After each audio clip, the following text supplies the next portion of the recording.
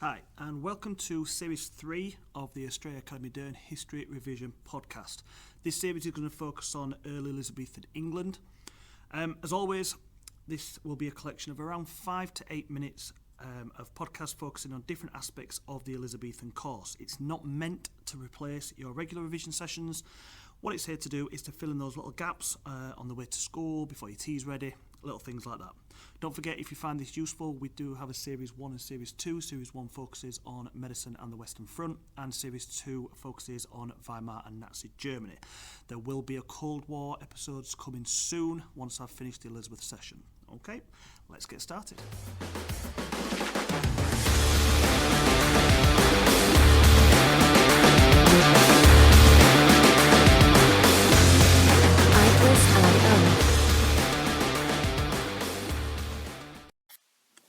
So this is episode 3B. If you listen to the previous episode, you'll understand why I've done that. If you haven't listened to the previous episode, I suggest you go back and listen to that one before you listen to this one. So this is focusing on the plots against Elizabeth, and this is focusing on plots 3 and 4. So that is the Throckmorton Plot and the Babington Plot. We've already looked at Northern Earl and Ridolfi in episode 3A. Like I say, if you're not listening to that, I suggest you listen to that first. Now, before we get into these plots, just a quick reminder, Elizabeth has now changed. She is treating the Catholics much more harshly. The nice image has gone. The idea that Catholics and Protestants can live together in harmony, Elizabeth has kind of almost abandoned that idea and realised that, you know what, Catholics, you don't want that. I've tried to be nice. I've tried to find you a place within my society. You've not accepted it. You've tried to get me twice. So actually, I'm going to start treating you a bit harsher as well. Okay. And I think because of that change and that attitude where Elizabeth is now being much more harsh on the Catholics, we see a little bit of a gap. So Ridolfi was 1571. We don't get the third plot, the Throckmorton Plot, until 1583. So we've got a nice 12-year gap where everything kind of sort of backs off from the Catholics a little bit. There's no major plots at this point. Now again, I'll follow the same system that I followed in the previous episode. We'll look at who's involved, we'll look at the plan, and then we'll look at the results and if there was any real big key results from each one. So like I said, 1583 is this plot, and we've got a few people involved here. Okay, so we've got the Duke of Guise, who is Mary's cousin. We have got Philip II, who is King of Spain. We've got Francis Throckmorton, who is kind of go-between. He's not really the main sort of person driving this, but because he's the one that's sort of knitting it all together, he gets the plot named after him. And the Pope. Now, the Pope knows about this plot, and more importantly, the Pope approves this plot. He supports the plot. He's not going to get his hands dirty. He's the Pope. He's not going to be shown to be violent, but he is supporting the idea that the Catholics should take over England. We know, obviously, he's issued his papal bull. He's excommunicated Elizabeth. He's told the Catholics in England to choose church over monarch. So he supports any efforts to remove her from power. And again, the plan is exactly the same as the plan has been. Foreign invasion, France and Spain, both involved in this one. The plan is to overthrow Elizabeth and to put Mary on the throne. All 4 plots: foreign invasion, remove Elizabeth, put Mary on the throne. They all follow the same route. The results for this one. First of all, Francis Walsingham gets involved. Okay, this is when we really start to see who Francis Walsingham is, his ability, his powers, his talent to find these things out. So he uncovers the plot. Okay, and straight away Throckmorton is executed. Okay, he's gone. What this really shows to England is the potential threat of a Spanish-French alliance. These two nations were both thinking of invading, helping the Catholics out. And so that kind of shows Elizabeth and England the potential threat of that possibly happening. You know, you kind of hope as an English person at this time that France and Spain hate each other enough that they'll never come together and you've just got to take one at a time. Obviously, a year later, 1584, we get the Treaty of Joinville, where both Spain and France do actually join together in a Catholic alliance. This is the first time we see that first little inkling that might actually happen.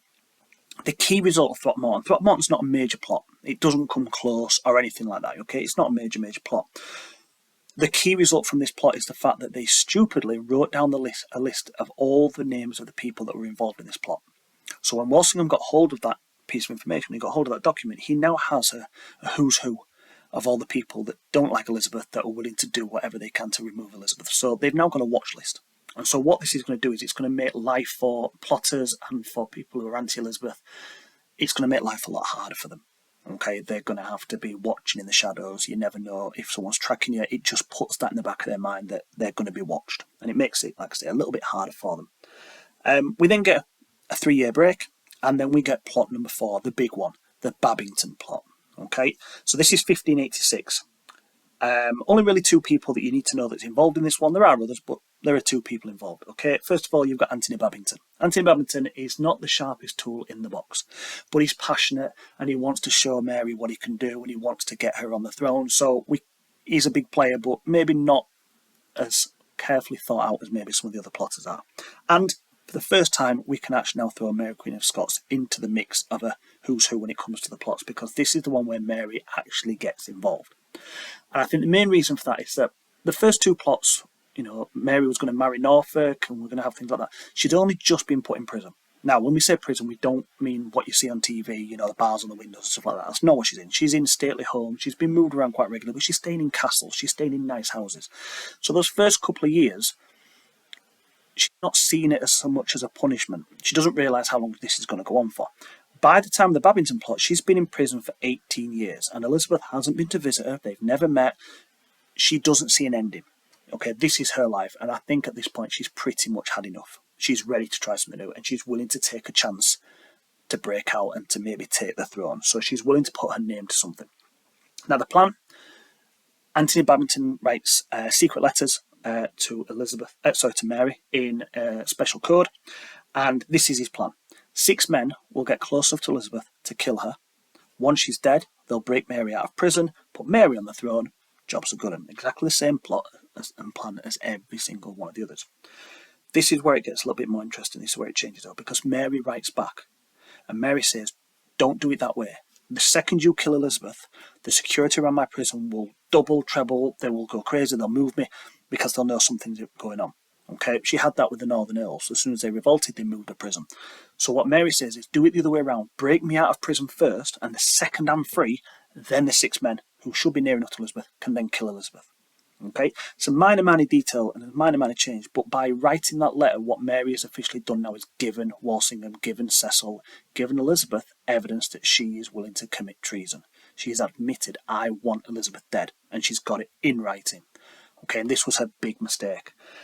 So the letters are intercepted. The reason why the letters are intercepted is because it is Walsingham who's allowed the opportunity for Mary to deliver these letters, because he's got a spy working within the prison. So he intercepts the letters, they work out the code, it's not difficult to figure it out, and they know what's going on. Babington is executed immediately. Okay, Mary's not, and it takes Elizabeth months to sign her death warrant. And I think this is generally down to the fact that, she's family.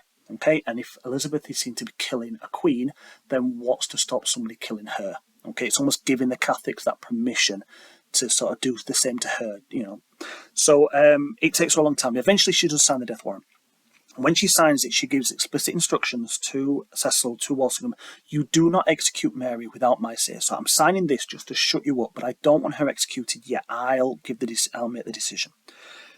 Walsingham, Cecil, they kind of realise, look, she's never going to give us permission to kill her cousin. So they create a fake plot, execute Mary without Elizabeth say so, and then report back to Elizabeth and said, we've had to do it. We found out she was plotting again, so we've chopped her head off. And they go down that whole, it's easier to ask for forgiveness than it is to ask for permission. So Mary's executed in February 1587, and it kind of puts an end to the whole Catholic plots against Elizabeth, because if they do revolt and kill Elizabeth, who are they going to put on the throne? Okay, the next in line would be James, Mary's son. He's up in Scotland, he's out the way. They haven't got that natural replacement anymore. So it kind of fits in nicely to sort of put to bed the whole idea that the Catholics are going to get rid of Elizabeth. Okay, so that's the end of episode 3B. Okay, like I said, check out the other episodes on Elizabeth if you haven't done so already. Also check out the medicine and the Weimar Nazi Germany episodes are also out there as well. Cold War's coming.